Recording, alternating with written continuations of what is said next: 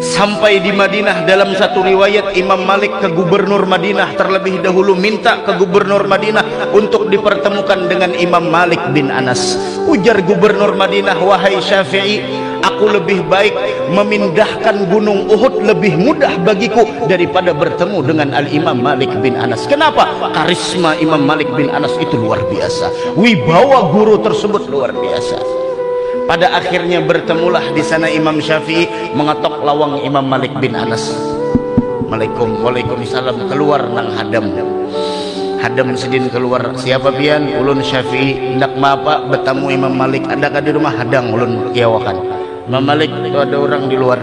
Siapa ngarannya? Syafi'i.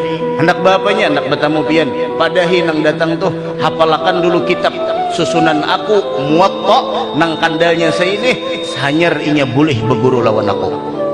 Keluar, wahai pian Syafi'i, ujar guru di dalam, pian hafali dulu kitab Muwatta, mun pian sudah hafal hanyar pian datang ke sini. Jadi sini sampai akan lawan guru ikam. Muwatta sudah di sini seberata. Ayo, Imam Syafi'i, ada nah hendak melawan Imam Syafi'i. Bid'ah itu berataan kada bagus, kada denang kada bagus. Ikam jus amma aja kada hafal, anak apa? Kan gitu. Imam Syafi'i berijtihad, aku pun berijtihad, bujur. Sama aja kalau jar Imam Syafi'i lelakian, aku lelakian, bujur. Qur'annya bujur, tapi kualitas engkau dengan Imam Syafi'i tentu berbeda. Al-Imam Syafi'i beliau termasuk para kaum salafus salih. Lihat, dalam satu riwayat pernah Al-Imam Syafi'i haratan berguru dengan Al-Imam Malik. Nah, jadi Imam Malik meriwayat Imam Malik ini pulang guru sidin luar biasa. Guru sidin, apabila guru sidin itu mengajarkan hadis di Madinatul Munawwarah, di masjidnya Nabi Muhammad sallallahu alaihi wasallam, mudahan kau ziarah ke sana seberata. Apabila beliau ingin meriwayatkan hadis, apabila beliau ingin membaca hadis, beliau mandi terlebih dahulu. Setelah mandi, beliau memakai pakaian yang indah terlebih dahulu, kemudian memakai wangi-wangian, kemudian salat 2 rakaat, baru beliau menghadap muridnya membacakan hadis Nabi Muhammad sallallahu alaihi wasallam, semata-mata mengagungkan terhadap hadis yang keluar dari mulutnya Nabi Muhammad sallallahu alaihi wasallam. Sin majar kayaknya di Madinah nang orang suah tulak ke Madinah. Mun duduk kita di mihrab di sini, berarti makam Rasul di mana? Makam Rasul di mana? Ini duduk nih mihrab sembahyang di sini. Duduk di sini kita nah. Menghadap ke situ. Makam Rasul di mana berarti? Hah? Di situ lah. Rasul. Mudahan kau ziarah berata. Itu makam Rasul situ. Amun Imam Malik meriwayatkan hadis an fulan dari si anu dari nang ampun makom sebelah sini, yaitu Nabi Muhammad, beliau bersabda. Nah, itu sini.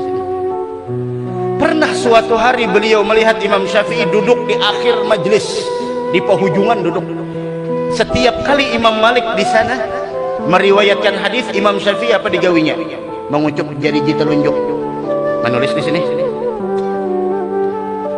Kayak itu. Imam Malik diperhatikan, anak ini kenapa jadi kayak itu. Nah, tuntung belajaran keo sidin. Sini kembah apa tadi bahasa kitanya, kembah apa tadi jadi kini mululu ikam menggawi nang kada-kada ujar Imam Syafi'i kada ulun kada mululu. Ulun mencatat apa nang pian bacakan dari hadis Nabi Muhammad. Bujur juga kah? Pian hendak bukti kah? Ulun bacakan jadi Imam Syafi'i. Ujar Imam Malik, bacakan.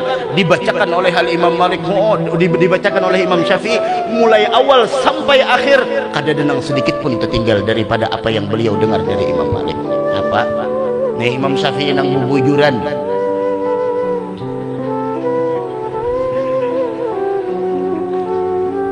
Nyaman na ibu nikam tertawa. Ini nang Imam Syafi'i bubujuran Muhammad bin Idris. Pernah suatu hari Imam Syafi'i itu disuruh oleh Imam Malik mengajar. Imam Malik mahintipakan mulai belakang nang kayak pegerang Imam Syafi'i ini keilmuannya. Mengajar Imam Syafi'i, takjub Imam Malik. Ya, ulama dahulu saking takjubnya Imam Malik kada kerasaan sidin menulis di dinding atau di tiang masjid, man aradal ilman nafis fa'alaihi bi Muhammad ibn Idris. Siapa orang yang ingin ilmu yang mahal, ilmu yang sangat berharga, tuntutlah ilmu dengan Imam Syafi'i Muhammad bin Idris. Ketika setelah selesai belajaran, Imam Syafi'i melihat ada tulisan di tiang masjid, wajar sidin ini kada mungkin ada yang menulis kecuali adalah guru saya Imam Malik. Ditulis sidin ulang jawaban dari syair tersebut, kaifa la yakunu dzalik wa huwa tilmidhuk ya Malik. Bagaimana Syafi'i tidak menjadi orang hebat sedangkan dia adalah muridmu wahai Imam Malik. Dah kita wabuhnya orang bahari. Tuntung Imam Syafi'i nuntut ilmu lawan Imam Malik. Jadi Imam Malik habis dah Syafi'i yainah ilmuku. Habis dah rasanya ikam lebih hebat dari aku. Coba lihat. Dan akhlak seperti itu turun temurun sampai saat ini kita lihat. Bubuhan pian merasa atau kada merasa, coba lihat dahulu di sekumpul. Kalau kita baca sejarah almarhum Allah yarham abah guru sekumpul, mudahan kita dapat barokah sidin insyaallah. Lihat yang menuntut ilmu ketika pengajian Kamis dan hari Ahad imbah asar, ada di antara mereka yang duduk di sana adalah pernah mengajarkan ilmu ketika abah guru sekumpul sekolah di Darussalam.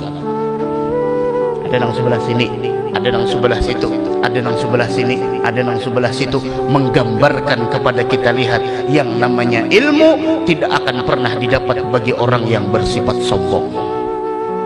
Ini murid padahal nama ajar ini murid seorang bahari, murid seorang dahulu, tapi keegoan dan keangkuhan tidak ada di dalam hati mereka. Turun hadir di majelis sidin, saling memuji.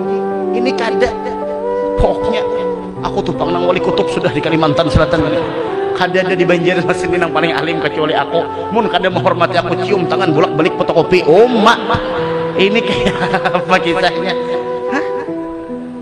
Coba lihat. Di Hadramut kita sering diceritakan oleh guru mulia nih, penyusun Ratibul Haddad adalah murid dari Al-Imam Al-Habib Umar bin Abdurrahman Al-Attas, penyusun Ratibul Attas.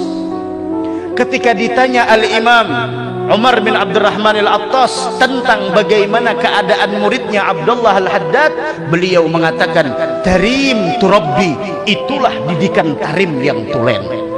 Hendak melihat didikan tarim gitu. Ketika ditanya Al-Imam Al-Habib Abdullah Al-Haddad tentang gurunya Al-Habib Umar bin Abdurrahman Al-Attas, kata Habib Abdullah Al-Haddad, aku temukan guruku itu seperti manusia yang tidak ada nafsu untuk mengajak kepada keburukan di dalamnya. Semuanya adalah Rabbani dan ilahi. Lihat, turun temurun akhlak seperti itu. Lalu rasa kadada guru, kadada murid. Iya jar almarhum Abah Haji dahulu, kita jangan jadi guru, jadi murid saja kan belum bujur lagi.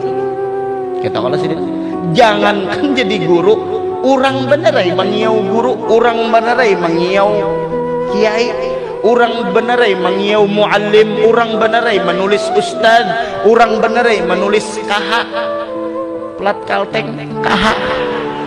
Cuman kita nih jasidin jadi muridnya belum bujur, nangaran murid bujur-bujur murid. Kal mayyit baina yadail ghasil, murid sejati itu bagaikan orang yang meninggal dunia di hadapan orang yang memandikannya. Apa? Pasrah. Habib Munzir bin Fuad Al-Musawa, Jakarta. Lihat, udah sampai 40 mursidin meninggal dunia ya. Tapi lihat bagaimana majelisnya. Beliau tidak punya apa-apa. Beliau hanya punya satu apa? Guru. Beliau menyerahkan semuanya kepada gurunya Al-Habib Umar bin Muhammad bin Salim bin Hafidh sehingga beliau dapatkan kemuliaan tersebut. Makanya kata Habib Umar, beliau mengatakan, man yujalis muflih kaifa la yuflih, wa man la yujalis muflih kaifa yuflih. Siapa orang yang punya ikatan dengan orang-orang mulia, dengan orang-orang yang beruntung, duduk bersama mereka, menuntut ilmu dengan mereka, membantu mereka, bagaimana mungkin orang ini tidak mendapatkan keberuntungan? Tapi siapa orang yang sepanjang umurnya tidak pernah berjumpa, duduk menuntut ilmu, menimba ilmu dengan orang yang beruntung, bagaimana orang ini bisa mendapatkan keberuntungan? Man yujalis muflih kaifa la yuflih, wa man la yujalis muflih kaifa yuflih. Itu kata-kata beliau. Ujar Imam Malik, udah ikam kutus pulang ke Irak, nih duit. Ikam berangkat ke Irak tuntut ilmu. Aku rasa ikam adalah lebih baik daripada aku, wahai Syafi'i. Coba lihat. Padahal Imam Syafi'i apa? Kaifa la yakunu dzalik wa huwa tilmiduk ya Malik. Bagaimana itu bisa terjadi wahai Imam Malik, sedangkan aku sendiri adalah muridmu wahai Malik. Semakin tinggi seseorang mendapatkan ilmu, semakin merasa dirinya lebih hina dari orang lain.